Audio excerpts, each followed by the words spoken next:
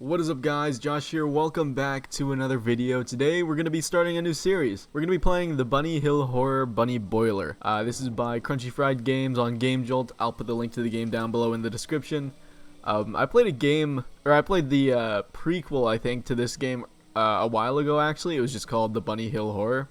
So I'm excited now that they've come out with a sequel, and we're just gonna get right into it. I'm also using a webcam now, and we're gonna test how this works with recording.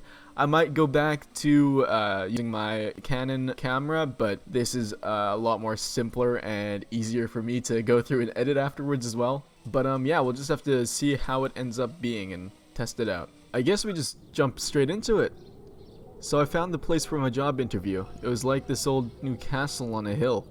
I mean, it was meant to be old, but it had only just been built. I met this mad receptionist called Fluffy or something. She stole my phone. Then the boss man, Oswald Mandius, talked a load of gibberish about how the past was better and how I'd make a worthy servant.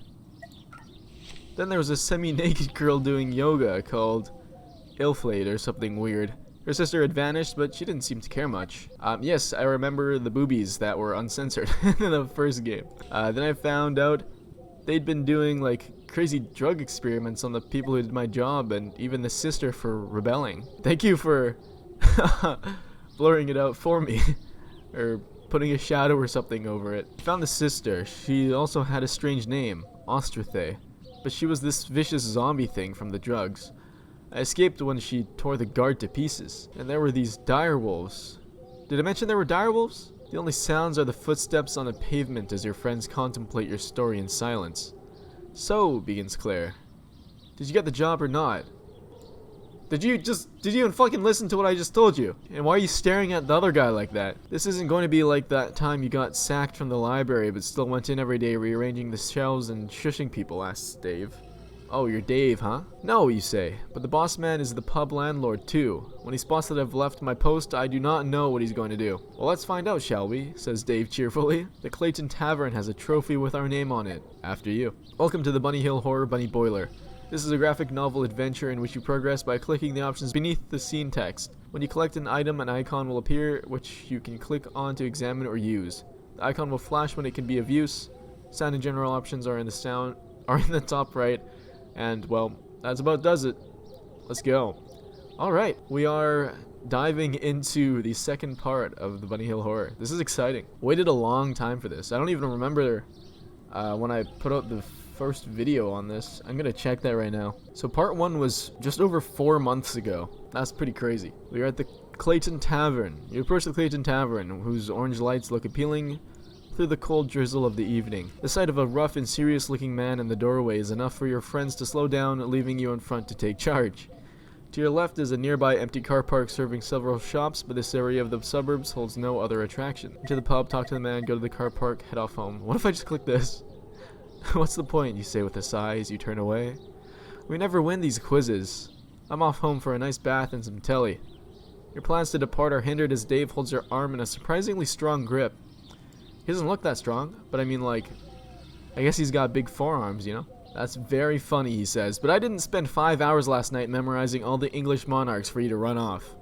Did you? Asks Claire. Who's on the throne in 1700? Dave stares into space for some time, swears, then mumbles something about the wrong thinking environment. Wow, okay. Let's go to the car park. Oh, we can actually go to the shops and stuff. I think we'll head into the pub last because that's more of a, I think that'll progress the story, right? So you walk to the small group of shops, which includes a dry cleaners, a pharmacy, and a pile of rags which seem to have been dumped outside.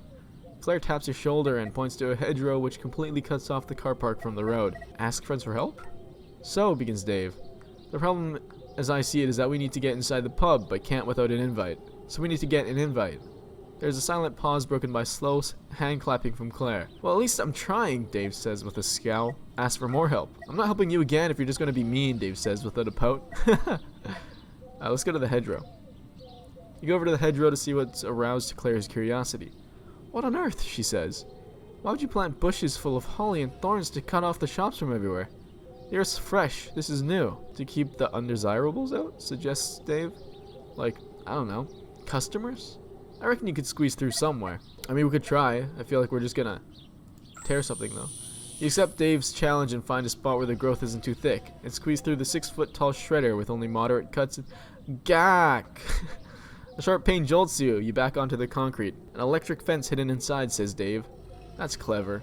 You get up off the floor and vow that Dave will suffer for this. Try it again. What are you doing, you idiot, asks Dave, who gently escorts you away from more shock treatment. Maybe I like the pain, Dave. Maybe I like the pain. Let's go to the shops, I guess. Have we already found another zombie? Okay. You walk up to the shops near to hear Claire gasp and raise a warning arm in front of you. I'm gonna sneeze. Sorry. The pile of rags rearranges itself and grows till you notice a woman's head looking at you in an unfocused way. She looks neither disheveled enough to be a tramp, nor has the dirty, sour smell of a drunk, but something's not right. A change comes over her. Her mouth forms a snarl. She crouches as if ready to spring. I'm gonna sneeze. Again. A change comes over her. Her mouth forms a snarl. She crouches as if ready to spring, and her eyes lock onto yours. Consult my friends? I can die in this game, can't I? Your decision turns out not to matter in the slightest as two staccato explosions come close to deafening you. Big Mad Rob strides towards you holding a revolver. Sorry about that, he chuckles. Must have been a bit of a shock. Snarl makes you realize that this isn't over yet, that a third shot finishes off the woman. Holy shit, I'm gonna sneeze again. Maybe not, I was preparing myself though. Those tramps are a real problem, he says, examining the body.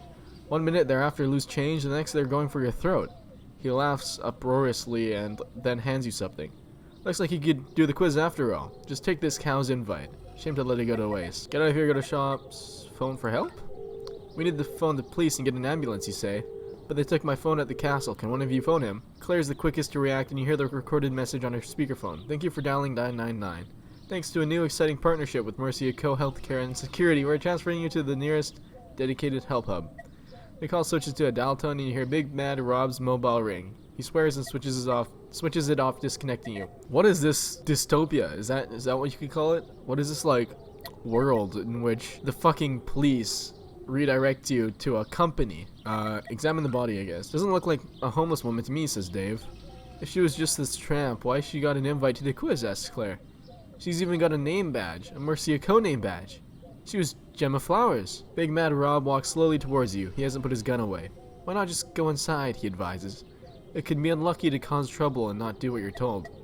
You step back as the blood pools closer to your feet. Let's go to the shops again. Most of the shops appear locked up for the evening. A dry cleaners and pharmacy both have their lights on, but you can't tell if they're open. Dave doesn't look like he's going to help you either, making sarcastic comments about his evening plans not involving jumping over a corpse to get some laundry done. I guess it's true on shit. What if I say get out of here? Don't fancy it then, says Big Mad Rob as you depart with your shaken friends. You're brave, I'll give you that. She's not the only one of these tramps. And here's you, walking the suburbs unarmed. Plenty of good spots for an ambush around here. Back alleys, subways, bushes. Well, I hope you've got your running boots on. Your friend's slow to a stop and you feel Claire's fingers dig into your arm. She turns you back towards Rob's sneering grin. Guess we gotta enter the pub. The pub isn't filled up yet and there's plenty of space for Dave and Claire to gratefully crash onto the comfy sofa. Whose round is it, asks Dave. Yours, replies Claire. Can anyone else get it, says Dave, looking towards the bar. Why? Claire follows his gaze to a young barmaid wearing a flimsy corset. Oh, it's because you're shy. Wow, I might go have a go myself later. Jukebox, staff room, games room, bar, or ask Dave for money. Let's ask Dave for money. Oh shit, no way. I don't want to do this right away. Okay, whatever, it's fine. I'll go, you volunteer. Besides, I know her. She's called Elflade or Elf, but I need some money. Dave reluctantly checks his wallet and hands you a banknote, which you examine with some disbelief. This is 50 rubles. Don't worry, he replies. They never check these things. It just needs to feel right. Okay, I don't understand. Oh, so now I have like a little money thing here. Let's examine the jukebox. Oh, I can actually choose one. Reverie of the Martyr, Freya's Triumph, or Tamworth Market. Let's listen to some Tamworth Market, shall we? The jukebox appears out of place in a tavern that wants to shun all modern trappings, and then you notice the tracks. Whichever song you select is very unlikely to have been the UK #1 in the last 5 centuries or so. Whoever's playing. Probably quietly in the background. I think I could hear it. What if I just say leave? Sorry, you say to Big Mad Rob as you try to squeeze past him to leave. I'm just popping out. No need to worry, pal, he says, because you're not going anywhere. You don't let me in and then you don't let me leave? That just doesn't make sense. I've reloaded my revolver. I don't need to make sense. Jokes aside, it's bad manners to just accept an invitation and then run off. And Mr. Mandius really hates bad manners. Just ask our friend in the car park. That's fair. What if I just return to them? You return to sit with your friends who are looking at you expectantly. You'll have to tell us all about Bunny Hill Castle, says Claire, patting a hand on your leg. But let's not die of thirst in the meantime, babes. So I think the bar is the last thing I'm gonna do. Let's go to the staff room, I guess. You find yourself alone in a messy staff room with documents, litter, and even blankets lying everywhere. Elflade, says a blanket, which lifts slightly to reveal the eyes of Oswald Mandius. Oh, it's you. I believe your orders were to stay in the castle, Leonard. Oh, in the castle. Leonard let you out, I suppose. This is the last straw for him as far as I'm concerned. You decide to keep quiet rather than explain how you actually escaped. Look around, I guess, first. In stark contrast to the historic grandeur of the pub in Bunny Hill Castle, the staff room is a complete dump. Items of mismatched furniture take up most of the space, and these in turn have been taken over by newspapers, letters, and handwritten notes. He's just sleeping on couch or something? I don't know. He's just sleeping there. You own a pub as well as run Mercia Co? Taking this as a compliment, Oswald smiles in return, and his voice softens. Of course.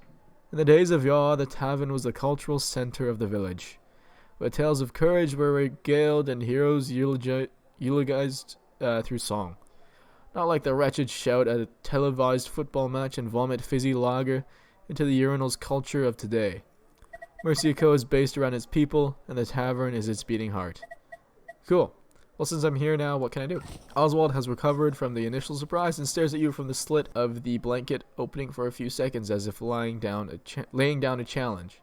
For a start, you will not speak to me in that casual manner. We will say no more about your disobedience of late, but you have a long way to prove yourself a worthy Mercian subject. A bare arm emerges, with which Ozzy reaches over to the bedside table, dips a pen into an inkwell, and hands you the resulting note. First of all, I require you to fetch my attire from the dry cleaners. Show this to Robert at the door, but remember, as a servant on duty, you are to go no further than the shops. Okay. Well, let's go to the games room first then. Who the fuck are you? Oh, we have this note. Oh, it's a permission note. Okay. You spot the castle caretaker Len by himself in the games room, listlessly rolling some pool balls around the table. None enter the pockets. Damn, that sucks. Alright, he greets as he sees you, but he just says alright, but his mood doesn't seem to perk up. How's it going? He shrugs and exhales heavily. Not well, friend, not well. I reckon Ozzy wants rid of me, and he's just waiting till I've outlived my usefulness. Well done on escaping the castle, though. I've noticed our pet direwolves were a bit more unconscious than usual this afternoon. Crichton blames me for that too. I feel like I have a really good accent. Well, good go. Not that simple. Lun's expression becomes grim. Ozzy needs soldiers. Since the only guns he has are museum pieces that jam half the time. This means pumping people full of drugs until they're vicious, mindless killers. He did that with his own daughter, Faye. And he's just done that with a spy they caught. I'm guessing that explains the gunshots I heard. And he'll do that with you guess? Len nods. And you, if you don't play your cards right. Let's look around here. The Clayton Tavern's game room, which consists of a pool table and a dartboard. Gap in the wall opens to the bar, but no staff are visible. There is an emergency fire exit with a sign reading, "No longer operational for security reasons." With no one around to stop you, you help yourself to a few darts, reasoning that any sharp items may as well be useful. Okay. What if I talk to him again? He appears listless as is shoving pool balls around the table with some force. He looks at you expectantly. I guess we'll just go back to the lounge. I gotta leave the pub, but maybe I'll go to the bar first. Revealing outfit you got there. You walk up to Elflade Mandius. Hi, Elf, you say. Hey, you, she smiles sweetly. I thought you'd be here to see me perform as a barmaid. Hope Rob didn't give you too much hassle. He's a scamp, isn't he? Probably just upset that his brother's dead. I can't wait to see his little face when he finds out my sister ate him. Okay? What? She leans towards you. What will it be, sugar? Despite the pub's traditional tastes, the selection of drinks errs towards the generic. A sense of homeliness is attempted with a wicker basket of condiments. So yeah, if you didn't know, she's fucking weird. She's definitely a sadist or something. I don't know. I think she literally fucked Rob to help us escape last game. Let's see. Examine condiments. You examine the condiments to notice that Mercia Co have branched out into food seasonings as well. The pepper pot bears the slogan, "Pick a pot of our proper pepper," while the salt shaker announces, "We take pride in our sodium chloride." You don't feel either item will be useful. No, it doesn't seem like it, does it? Games room, staff room, friendly pub. Can you help us? Help you? I know all the questions will be about old stuff. Wizards making guys look like kings so they could get a bit naughty with the queen. Guys making swords from stones. Sorry, what were we talking about? Oh yeah, help. Well, you need to look the part. That commoner suit's all wrong. That gives me an idea. Elf winks as she turns away. Whatever the idea is, she's keeping it to herself. Okay, well I can use the rubles now. You hand over the money and she looks at it in confusion.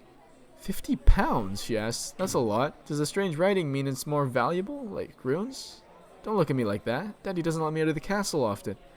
Says mixing with the serfs isn't what a lady does. I'll expect you'll let me keep the change. Most of our patrons tip me very generously. She pours you 3 drinks, spilling most of them into the drip tray. Okay, so if I go back to them, okay, it would seem I have to leave the pub first. Sorry to say, okay, so I gotta give him the note now. Rob checks the note and checks it again, all the while keeping one very suspicious eye on you. Alright then, he says. But I'll be watching closely. If you're thinking about running off, think about whether you can outrun a bullet first. Okay, let's leave. You're in a cold, wet car park, but feeling a sense of serenity. Little traffic is passing through the road beyond the bordering hedge, but the lights are on in nearby houses. The flickering of curtains tells you that Rob isn't the only one taking an interest in you. The only other lights belong to the Clayton Tavern, the pharmacy, and a first-floor window above the dry cleaners. Cool, so what if I feel like we're gonna die, but we're gonna try it anyways. I fucking knew it. Oh fuck, this has been in the way the entire time, hasn't it? That's an issue, and it's not like I can edit it out. I guess that's a 1+ to using an actual camera, but it's fine. It's too late now. I'll put it in the top corner, I guess. That should be fine, right? Alright, whatever. You die. So let's review your tactics, shall we? Rob says he's going to shoot you dead if you leave the area. You then leave the area, and Rob shoots you dead. Once you've solved the riddle of where you went wrong here, go back and give it another try. I had to like exhaust the option. I had to give it a try at least. But with that being did and done and me dying, I'm gonna end this first episode here. I hope you all enjoyed. If you did, please like, comment down below, and subscribe for more content from this channel. I really enjoyed this game so far. I enjoyed the first one as well a lot. I'm excited to see if there's puzzles and stuff or what the story has to offer. I wonder if this even brings it to a conclusion or if there's still more to go after this. But either way, already invested, excited to see where it goes. And once again, hope you all enjoyed, and I'll see you all in the next one. Josh out.